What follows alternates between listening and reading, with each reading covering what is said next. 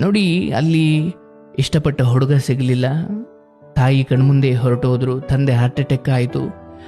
ಅಂದರೆ ಮದುವೆಯಾದ ವ್ಯಕ್ತಿ ಸರಿಯಾಗಿ ನೋಡಿಕೊಳ್ಳಿಲ್ಲ, ಪ್ರೀತಿ ಕೊಡಲಿಲ್ಲ, ಪರಸ್ತ್ರೀ ಸಹವಾಸಕ್ಕೆ ಬಿದ್ದು ಈಕೆಗೆ ಅನ್ಯಾಯ ಮಾಡಿ, ಅದೂ ಇವ್ರ ತಂದೆಗೆ ಗೊತ್ತಾದಾಗ ಅವರು ಹಾರ್ಟ್ ಅಟ್ಯಾಕ್ ಆಗಿ ತೀರು ಹೋದ್ರು.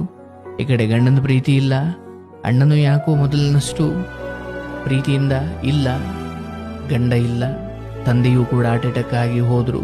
ಆ ಸಮಯದಲ್ಲಿ ಅವರು ತಗೊಂಡ ಡಿಪ್ರೆಷನ್ನು, ನೋವು, ಒಂಟಿಯಾಗಿದ್ದಾಗ ಏನೇನು ನರಳಾಟಗಳು ಅನುಭವಿಸಿದ್ರು, ಅವೆಲ್ಲ ಒತ್ತಡಗಳು ಮನುಷ್ಯನನ್ನ ಒಂದು ಯಾವುದೋ ಭಯಾನಕ ರೋಗಕ್ಕೆ ತಗೊಂಡು ಹೋಗಿ ಬಿಡುತ್ತವೆ. ಏಕೆ ಬದುಕಲು ಹೆಚ್ಚು ಕಡಿಮೆ ಆಗಿರುವುದೇ.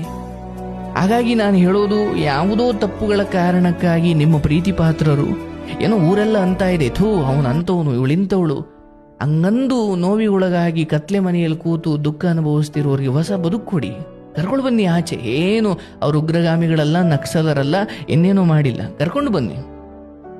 ಯಾಕಂದ್ರೆ ಆ ಡಿಪ್ರೆಷನ್ ಮುಂದೆ ಯಾವ ರೋಗಕ್ಕೆ ನಾಂದಿ ಹಾಡುತ್ತೋ ಗೊತ್ತಿಲ್ಲ.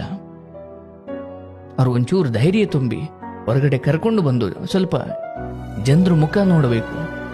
ಯಾಕೆ ಎಲ್ಲ ಬದುಕು ಹಿಂಗೆ ಆಗಿಬಿಡುತ್ತಲ್ಲ ಅಂತ ಅವ್ರು ಡಿಪ್ರೆಷನ್ಗೆ ಹೋಗಿ ಹೋಗಿ ಹೋಗಿ ಕತ್ಲೆ ಮನೆಯಲ್ಲಿದ್ದು ಅವರವರು ಏನೇನೋ ಮಾತಾಡಿಕೊಂಡು ಏನೇನೋ ಆಲೋಚನೆ ಮಾಡಿಕೊಂಡು ತುಂಬ ಸ್ಟ್ರೆಸ್ ಮಾಡಿಕೊಂಡಾಗ ಈಗ ಯಾವುದೋ ಒಂದು ಕಾಯಿಲೆ